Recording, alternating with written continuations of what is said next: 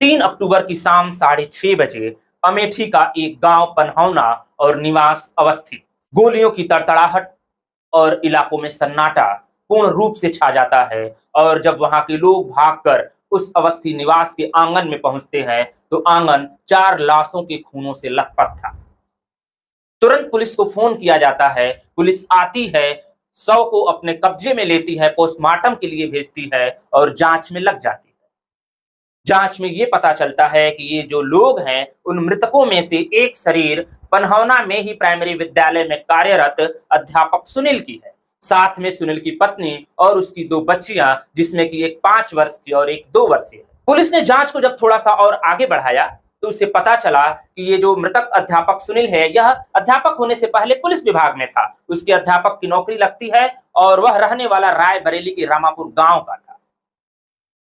थोड़ा सा और जांच पड़ताल में लगती है तो पुलिस को यह पता चलता है कि उसकी पत्नी पूनम का अफेयर किसी शख्स से था। इस बात को लेकर सुनील अपनी पत्नी को चेतावनी कई बार दे चुका था। मृतक अध्यापक सुनील की पत्नी के साथ किसी और के अफेयर होने की बात पुलिस को इस प्रकार से पता चलती है कि जब वह क्राइम हिस्ट्री को खंगालती है तो उसे पता चलता है कि मृतक अध्यापक की पत्नी जो पूनम है, उसने एक व्यक्ति चंदन, जिसके नाम पर छेड़छाड़ और SC/ST एक्ट के तहत मुकदमा दर्ज कराया। पुलिस यही नहीं रुकी। पुलिस को जब इस बात का पता चलता है कि मृतक अध्यापक सुनील का पिता, जो रायबरेली के रामापुर गांव का रहने वाला है, वह चंदन पर सीधे सीधे आरोप लगाते हुए FIR भी दर्ज करा देता है, तो पुलिस थोड़ी सी निश्चिंत होती है और पुलिस अपने जांच की प्रक्रिया को और तेज करती है। लेकिन पुलिस थोड़ा सा घबरा जाती है, इसलिए कि तुरंत बाद ही मृतक अध्यापक सुनील के पिता का एक और बयान आता है कि मैंने तो FIR किया ही नहीं था, तो फिर इस प्रकार का मामला सामने कैसे आया?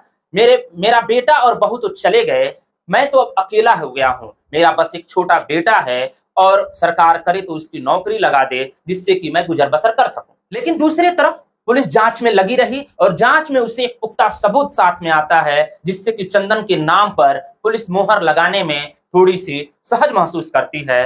तब जब उसे चैट के स्क्रीनशॉट और कुछ वीडियो हाथ लगते हैं, इस बात से पुलिस थोड़ी निश्चिंत होती है, लेकिन जांच जारी रखती है। घटनास्थल के आसपास के CCTV फुटेज को जब पुलिस खंगालती है तो इस घटना में 2 और लोगों के शामिल होने की बात चलती है और उनमें से एक लोग को पुलिस जब गिरफ्तार करती है तो घटना स्थल पर घटना को अंजाम देने वाले चंदन के नाम पर पुलिस मुहर लगा देती है।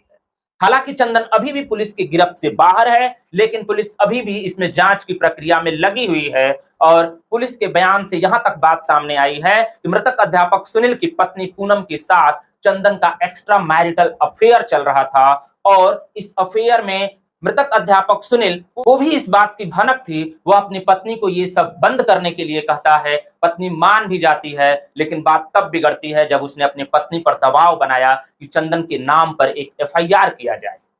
यह बात शायद चंदन को भी खल जाती है, लेकिन बीच बीच में शायद चंदन का यह मंसूबा होगा कि उसकी पत्नी पूनम के साथ उसका अफेयर चलता रहे।